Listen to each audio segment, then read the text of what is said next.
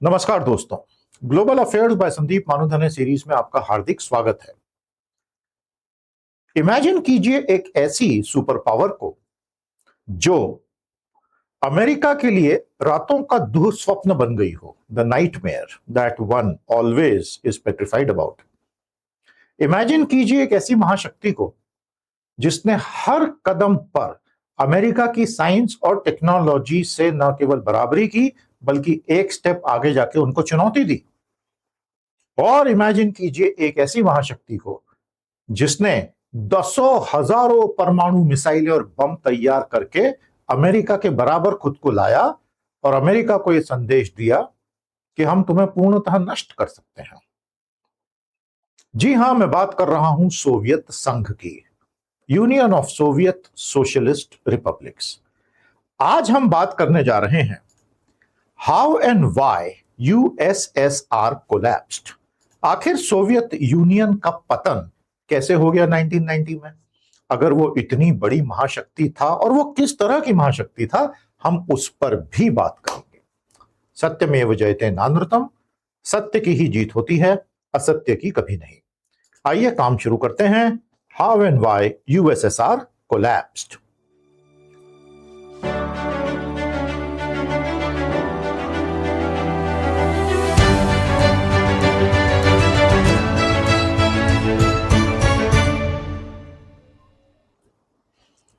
दोस्तों, सोवियत संघ के पतन के पीछे की कहानी बहुत ही रोचक है।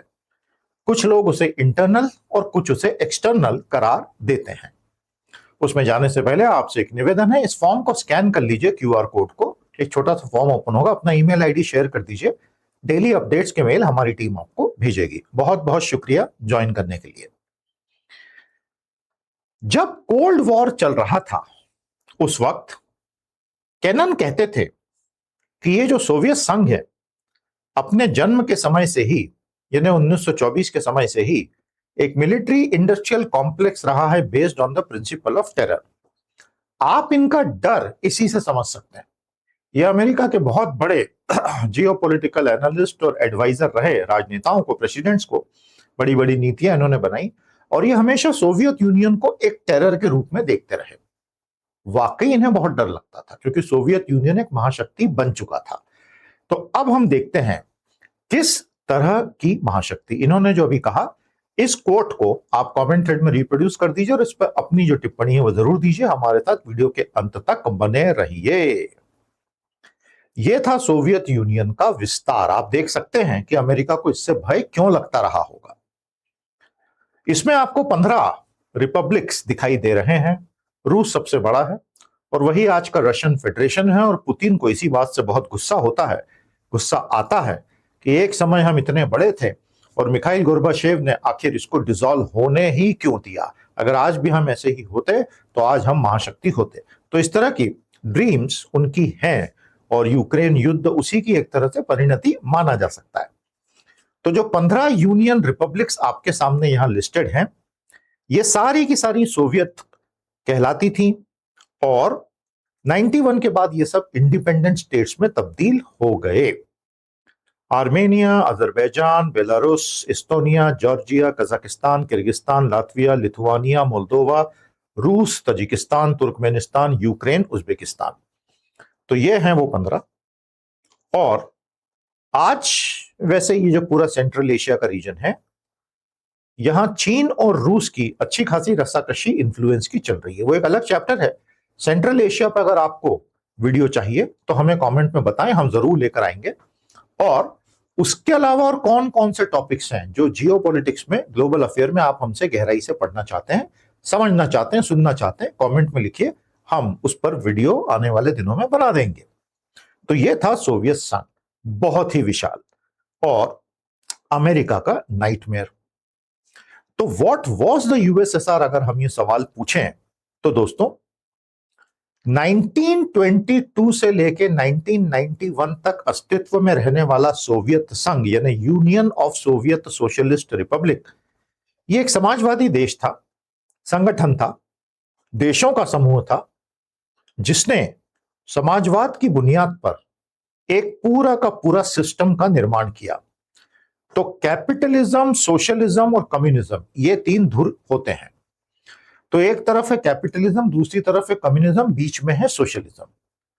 तो दुनिया में 1990 तक कैपिटलिज्म और कम्युनिज्म, हालांकि ये खुद को सोशलिस्ट बोलते थे पर थे कम्युनिस्ट, इनके बीच बहुत भयानक युद्ध चला। हालांकि उसमें गोलियां नहीं चली पर हर तरह से युद्ध तो था। जब रूस में रोमानोव डायनेस्टी का पतन हो गया लेनिन के द्वारा, उस रूसी क्रांति 1917 और उसके बाद एक लंबा चौड़ा सिविल वॉर जो वहां पर हुआ, उसके बाद सोवियत यूनियन आया और तब लेनिन उसके कर्ता धर्ता थे, व्लादिमीर इलियच इलियानोव लेनिन। लेकिन लेनिन की मौत बहुत जल्दी हो गई ब्रेन स्ट्रोक से, और उसके बाद सत्ता की कमान चली गई जोसेफ स्टालिन के हाथ में, जो कि जॉर्जिया से थे, वो रूसी नहीं थे। और उसके बाद जोसेफ स्टालिन अपनी मृत्यु तक बिल्कुल कुर्सी से हिले नहीं। तो ये एक फेडरेशन था, परिसंघ था रिपब्लिक का, जिसमें रूस सबसे बड़ा और सबसे ताकतवर रिपब्लिक रहा, जैसा मैंने आपको थोड़ी देर पहले बताया। कम्युनिस्ट पार्टी का ही इसके ऊपर शासन था, जिसके हाथ में राज्य भी था, economy, media, military, political life सब कुछ थी। और ये 20वीं सदी की दो महाशक्तियों में से एक था, जो अमेरिका के साथ कोल्ड वॉर में प्रत्यक्ष हेड टू हेड कॉम्बैट में था। तो प्यारे दोस्तों, सोवियत यूनियन का इतिहास पढ़ना अपने आप में बहुत ही इंटरेस्टिंग टॉपिक है। और बात सिर्फ कोल्ड वॉर तक की नहीं है, सोवियत यूनियन की खुद की जो पूरी डायनामिक थी, उसमें बहुत सारी उनकी सफलताएं, खासतौर पर विज्ञान में गजब की सफलताएं रही। पहला सैटेलाइट भी स्पुतनिक ही था, अमेरिका का तो था नहीं। हालांकि चंद्रमा पे पहला इंसान अमेरिका का गया, लेकिन वीनस पे पहला क्राफ्ट सोवियत यूनियन का गया। अमेरिका का कोई भी क्राफ्ट अभी तक वीनस पर गया नहीं है। शुक्र ग्रह की बात कर रहा हूं मैं, जो कि हेल है because of 700-800 degree temperature due to runaway greenhouse effect. तो प्यारे दोस्तों, इस तरह से सोवियत संघ लंबे समय तक चलता रहा। आखिर उसने अचीव क्या किया, सोवियत यूनियन के क्या क्या कारनामे रहे, क्या क्या करतब उसने दिखाए।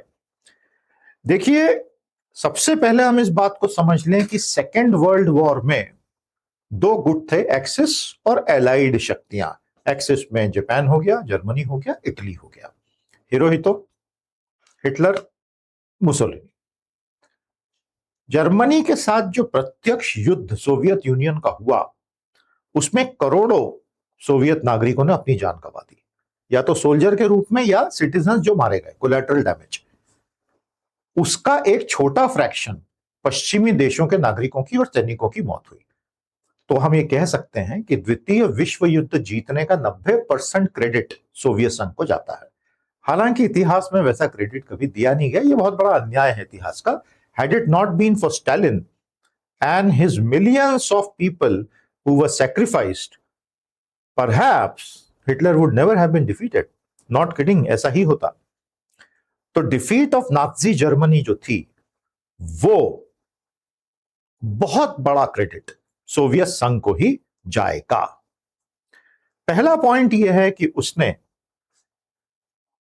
रोमानोव डायनेस्टी से एक कृषि प्रधान समाज इनहेरिट किया था सोवियत संघ ने, लेकिन उसका जबरदस्त इंडस्ट्रियलाइजेशन करने में सफलता प्राप्त कर ली थी। अब यहां आपको मैं गहरी बात बता देता हूं जो बहुत लोगों को नहीं पता है। कम्युनिज्म दोनों जगह आया, यूएसएसआर में भी और चाइना में भी, लेकिन दोनों के कम्युनिज्म में एक फंडामेंटल फर्क था, जिस वजह से जोसेफ स्टालिन माओ जेडोंग को अपने बराबर मानते ही नहीं थे। माओ जेडोंग या माओ सेतुंग। क्यों? जोसेफ स्टालिन का यह कहना था कि the communism of USSR is the communism of factory workers, which is the original philosophy by Karl Marx, and the communism of China is the communism of peasants, यानी वहां पे किसानों का कम्युनिज्म है, यहां पे फैक्ट्री वर्कर्स का। तो वो एक तरह से खुद को अलग मानते थे, और इसलिए सोवियत संघ और चीन में कभी भी अच्छी दोस्ती नहीं रही। और स्टालिन की मौत के बाद तो झगड़े हो गए, क्योंकि माओ को लगा था कि अब कम्युनिज्म का नेता मुझे स्वीकार कर लिया जाएगा, लेकिन ऐसा बिल्कुल भी सोवियतों ने नहीं किया, क्योंकि वो चीन को अपने से कमतर ही मानते थे। सोवियत दुनिया में पहला सैटेलाइट लॉन्च किए 57 में, स्पुतनिक, और यूरी गगैरिन को अंतरिक्ष में 61 में भेजा।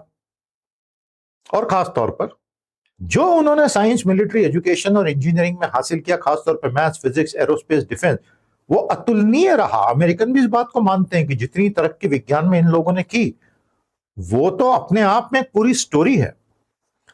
हर किसी को शिक्षा मुफ्त मिलती थी, पब्लिक एजुकेशन अव्वल दर्जे की थी, हाउसिंग लगभग फ्री थी, बेसिक हेल्थ केयर पूरी तरह फ्री थी, और एम्प्लॉयमेंट भी सरकार देने की सबको कोशिश करती थी, हालांकि शॉर्टेजेस कॉमन थे। तो एक इतिहासकार ने एक बहुत अच्छी बात लिखी थी, everything that really matters as far as quality of life was concerned, the USSR tried to do that for its citizens. ठीक है? तो दोस्तों, अब एक अनुभव मैं अपना खुद का आपको बताता हूं 70s और 80s का। हमारे शहर में, जैसे भारत के 100 से ज्यादा शहरों में, क्योंकि भारत सोवियत संघ का दोस्त था, सोवियत यूनियन ने किताबों की दुकानें खोली थी। तो मुझे याद है मैं कई बार उन दुकानों पे जाता था। 90s के बाद तो सब बंद हो गई, जैसे ही भारत एलपीजी के युग में प्रवेश कर गया और सोवियत यूनियन का कोलैप्स हो गया। और उनका एक बहुत अच्छा ब्रांड नेम भी था, वो मेरे दिमाग से उतर गया। आप में से किसी को पता चले तो लिख दो, वो सारी दुकानों का नाम सेम होता था। वो दुकानें बड़ी थी, उसमें हजारों किताबें होती थी, साइंस, टेक्नोलॉजी, हर तरह की, फिलॉसफी वगैरह वगैरह वगैरह, और एकदम सस्ती किताबें, बहुत अच्छी प्रिंट की, एकदम सस्ती किताबें। तो वहां हमेशा भीड़ लगा रहती। तो ये सोवियत यूनियन का पूरा एक स्ट्रक्चर था कि ज्ञान, शिक्षा और ये सब हर किसी के पहुंच में होनी चाहिए। तो ये मैंने आपको अपना व्यक्तिगत अनुभव बताया, अपने ही शहर का, इसी देश का, जहां हमने वो किताबें बहुत खरीदी, बहुत पढ़ी। तो सोशल डेवलपमेंट में ये बहुत आगे थे। और जैसा मैंने कहा, people often say that everything that matters for human quality of life they were able to do. लेकिन दुनिया में सिर्फ उससे काम नहीं होता। आते हैं 1 मिनट में उस पर। अगर आपको हमारा चैनल अच्छा लग रहा है, हमारे वीडियो अच्छे लग रहे हैं, आपसे निवेदन है अभी के अभी सब्सक्राइब कर लीजिए। बहुत बहुत धन्यवाद। इस वीडियो को लाइक करके दोस्तों तक पहुंचाएं, एंड तक देखें और नोटिफिकेशन को ऑन कर लीजिएगा। Thank you so much. दोस्तों, वाकई में सपोर्ट करना है तो ज्वाइन का बटन दबाओ। 1 2 3 4 5 लेवल्स आपके सामने आ जाएंगे। अपने हिसाब से लेवल चूज कर लो और ज्वाइन कर लो। लेवल 3 बहुत ही शानदार है, लेवल 5 उससे भी शानदार है। आप सपोर्ट करते हैं तो चैनल और टीम अच्छे से काम कर पाती है। बहुत बहुत धन्यवाद। Thank you so much. Join का बटन याद है ना। अब मैं आपको सोवियत यूनियन के नेताओं की जानकारी दे देता हूं। व्लादिमीर इलियच इलियानोव लेनिन वो थे जिन्होंने इसको स्थापित किया और रोमानोव डायनेस्टी को गोलियों से भून दिया।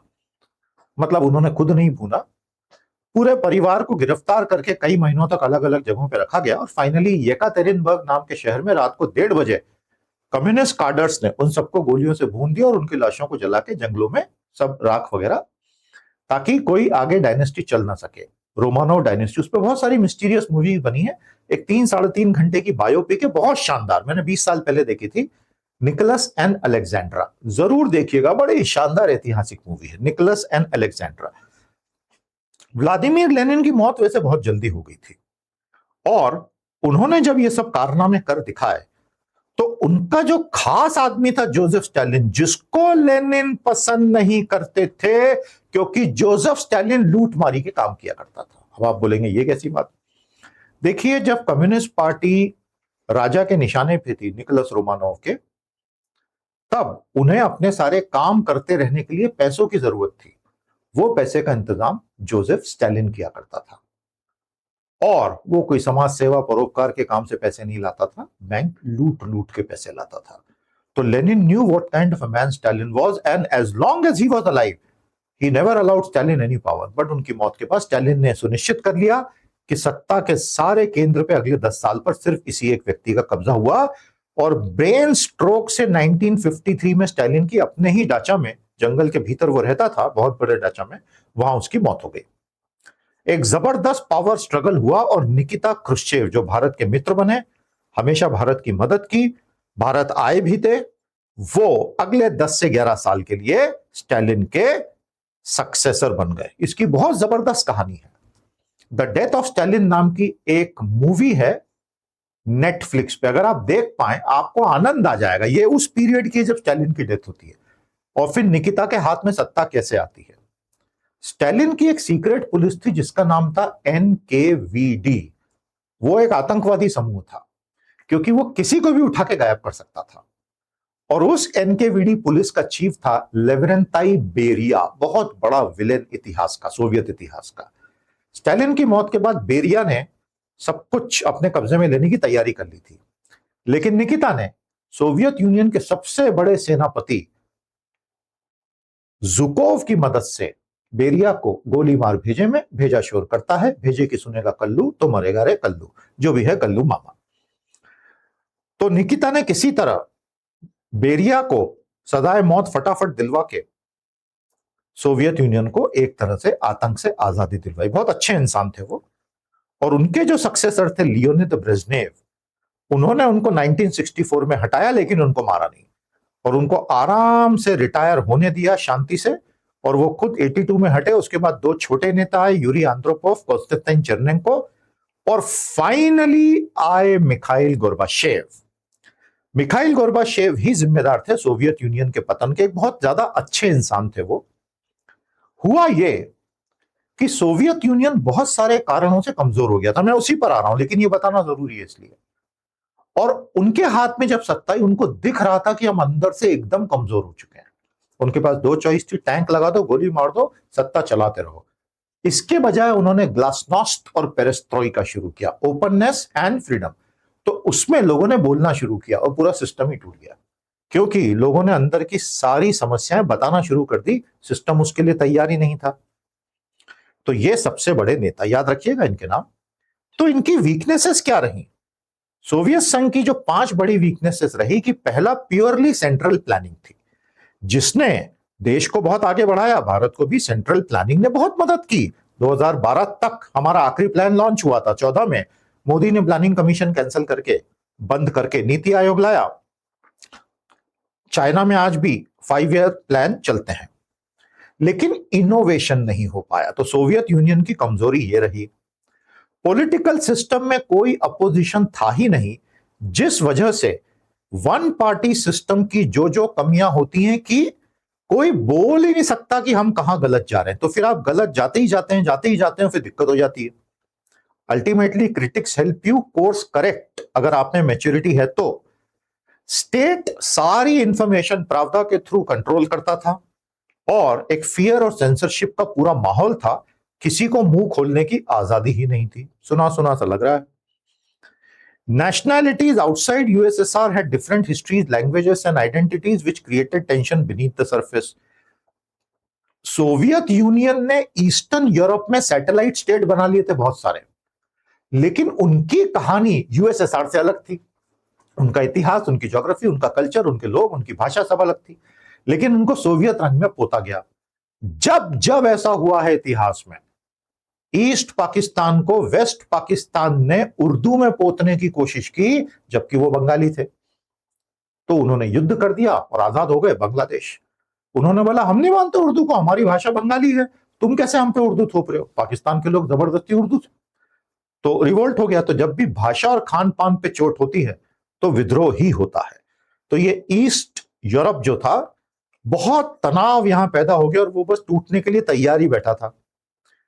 कोल्ड वॉर में अमेरिका ने सोवियत यूनियन को मजबूर कर दिया था मिलिट्री स्पेंडिंग बढ़ाने के लिए, जिससे वो अंदर ही अंदर हाउसिंग, एग्रीकल्चर वगैरह पे ध्यान देने के बजाय मिलिट्री मिलिट्री मिलिट्री करके इसमें तो बहुत आगे निकल आया, लेकिन अंदर से कमजोर हो गया। ये सारी चीजें एक साथ हुई और फिर आ गया उसका अचानक से पतन। तो पतन के कारण मैंने आपको बता दिए हैं। इकोनॉमी स्टैग्नेटेड, प्रोडक्टिविटी कम थी, आर्म्स रेस ने अंदर से खोखला कर दिया। गोर्बाचेव के जो रिफॉर्म आए, ग्लासनोस्ट और पेरेस्ट्रोइका, जिसमें खुलकर बात करने की बातें थी कि आप बताइए कि आपका क्या कहना है, आपका क्या सोच है, आपको क्या लगता है, उसने सिस्टम को तैयार ही नहीं होने दिया और सिस्टम पूरा का पूरा टूट गया। इतने तनाव में था। राष्ट्रवादी आंदोलन बाल्टिक स्टेट्स में, लातविया, लिथुआनिया, एस्टोनिया, जो कि एस्टोनिया तो वैसे साइबर सिक्योरिटी का चैंपियन है आजकल, यूक्रेन, जॉर्जिया, आर्मेनिया, सब तरफ शुरू हो गए। तो ये समझ में आ गया था कि या तो सब तरफ टैंक भेजो, भून दो लोगों को, और या चुपचाप उनको अलग। तो कम्युनिस्ट पार्टी की लेजिटिमेसी धीरे धीरे खत्म हो गई, क्योंकि लोगों ने उसके वादे को मानने से इंकार कर दिया। चाइना और शी जिनपिंग इसी बात से बहुत भयभीत रहते हैं और वो बार बार सोवियत यूनियन की केस स्टडी अपने कॉमरेड्स को पढ़ाते हैं उनके स्कूलों में, आइडियोलॉजी स्कूलों में, कि भाई कुछ भी हो जाए, हमें अपना सोवियत यूनियन नहीं होने देना है। तो आखिरी चैप्टर यही हुआ कि जब गोर्बाचेव के रिफॉर्म्स आए तो उन्होंने गोली चलाने से मना कर दिया, लेकिन अनफॉर्चुनेटली सिस्टम स्टेबल नहीं कर पाए, डिस्टेबलाइज, और सब टूट के गिर गया। ग्लासनोस्ट का मतलब है खुल के बात करो, तो उसमें क्या हुआ, लोगों ने खुल के भ्रष्टाचार की बात करना शुरू कर दी। अब एक एक सरकारी अधिकारी एक्सपोज हो गया, उसमें बहुत दिक्कत हो गई रे बाबा। पेरेस्ट्रोइका ने आर्थिक पुनर्गठन की बात की, लेकिन उसकी वजह से शॉर्टेजेस बढ़ने लग गए। उसके बाद अगस्त 1991 में जो सबसे कठोर कम्युनिस्ट थे, उन्होंने गोर्बाचेव के खिलाफ सेना मैदान में उतार दी, और वो कू फेल हो गया, जनता और टैंकों के सामने खड़ी हो गई आके। और फाइनली एक बहुत तगड़ा नेता निकल कर आया, बोरिस येल्त्सिन 10 साल प्रेसिडेंट रहा और अपनी सत्ता पुतिन को सौंप कर गया 2000 में। बोरिस येल्त्सिन बहुत मजबूत होकर निकले जब यूएसएसआर फॉर्मली डिसॉल्व हो गया था। समझ में आया आपको?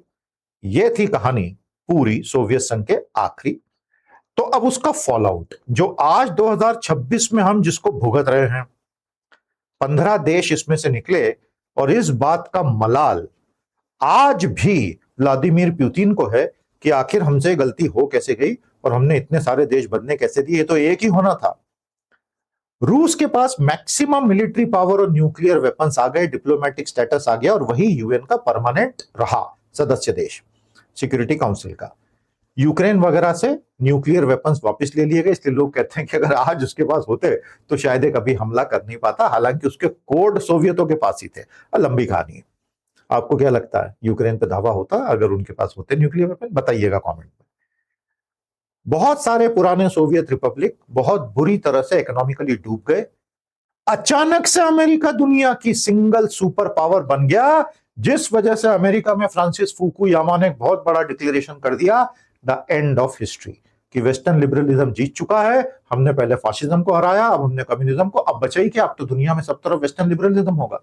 ऐसा नहीं होता है ना, समय का पहिया गोल गोल घूमता है। अब हमने देख लिया कि सब उठ के खड़े हो गए, कोई भी खत्म नहीं होता है। इस तरह से बाउंड्री का क्वेश्चन खुला रह गया, नेटो एक्सपेंशन का इश्यू खुला रह गया, और फाइनली यूक्रेन वॉर में उसकी परिणति हो रही है। दोस्तों, ये थी पूरी कहानी सोवियत यूनियन के पतन की। आई होप आपको मजा आया। ये फॉर्म जरूर भर के दीजिएगा और हमें सपोर्ट करते चलिए। इसी के साथ आज के वीडियो को यहीं समाप्त करते हैं। कैसा लगा कमेंट में बताइएगा, अपनी राय भी रखिएगा। क्या हमसे कुछ इंपॉर्टेंट चीज मिस हो गई वो भी बताइएगा। 20 मिनट में इससे ज्यादा नहीं हो सकता था। तो अब आप मुझे इजाजत दीजिए, कल आपसे फिर भेंट करेंगे। नमस्ते, जय हिंद।